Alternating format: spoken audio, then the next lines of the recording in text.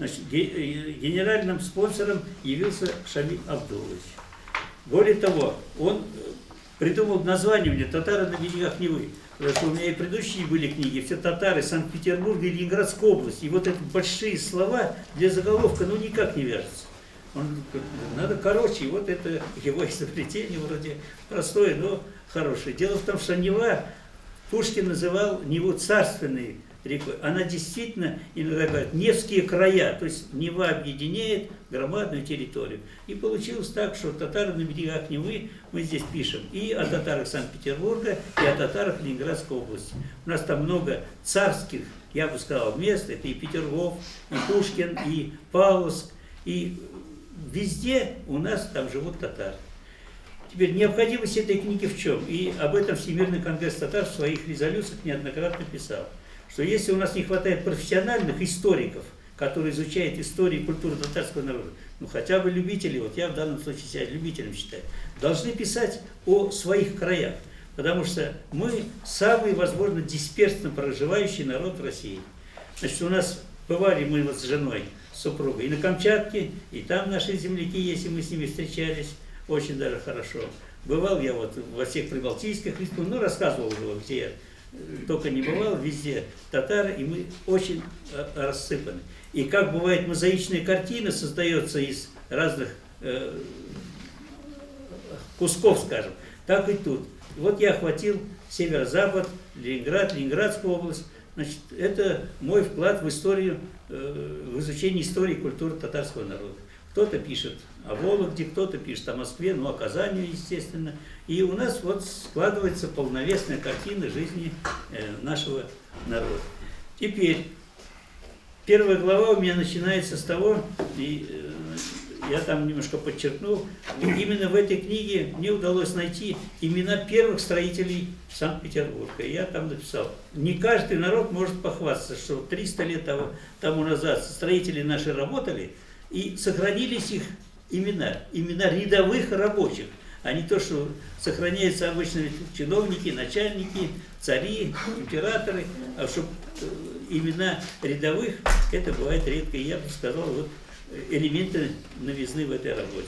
Здесь есть, извините, в этой книге есть? В этой книге есть, да, вот в этой книге есть. Я вот сейчас о ней и рассказываю. Теперь, почему татары были первыми строителями Санкт-Петербурга? Тоже некоторое объяснение есть. Дело в том, что татары не были никогда в крепостничестве, в отличие от русского народа. Значит, они были государственными крестьянами и непосредственно подчинялись царю. Но, правда, это не следует, что татары жили очень легко. Подчиняясь царю, они, значит, вынуждены были. Как только Россия начинает войну, в первых рядах пускали татар. Надо было строить Петербург, а это болотистые, гнилые места для здоровья нехорошие. Значит, опять-таки, указ за 5 минут подписывается, и татары уже погнали строить Санкт-Петербург. Они основали были основателями 27 мая 1703 года. Они были в числе тех, кто значит, начал строительство Санкт-Петербурга. Это началось со строительства Петропавловской крепости.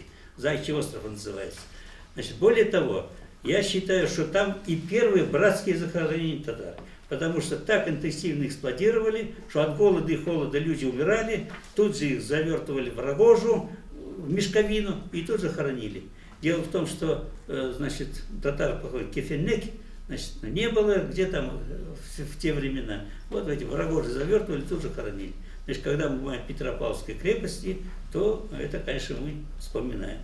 Значит, когда отмечали 300-летие Санкт-Петербурга и 3000-летие Казани, то приезжал к нам уважаемый нами Ментимир Шарипович и сделал выстрел со стрел Петропавловской крепости, отметив эти даты. Нам вот с Шамилем Абдуловичем в этом году посчастливилось отметить выстрелом со стен Петропавловской крепости столетие татарской АССР. Я очень счастлив, может быть, одни счастливых моментов в моей жизни, и я думаю, что и у Шамиля Абдуловича также. Потому что я жил на Петроградской стороне, рядом с Петропавловской крепостью, и каждый выстрел, думаю, хоть бы посмотреть, хоть бы рядом с этой пушкой побывать. И вдруг, когда тебе за 80 лет наша мечта осуществилась, мы вместе совершили этот я считаю, исторический выстрел. И в памяти сразу ассоциативно вспоминаются наши предки, которые там страдали, и которые там вот похоронены на Петропавловской крепости. Первых людей, которые создали эти центры, общества, помещаю портреты и о них пишу.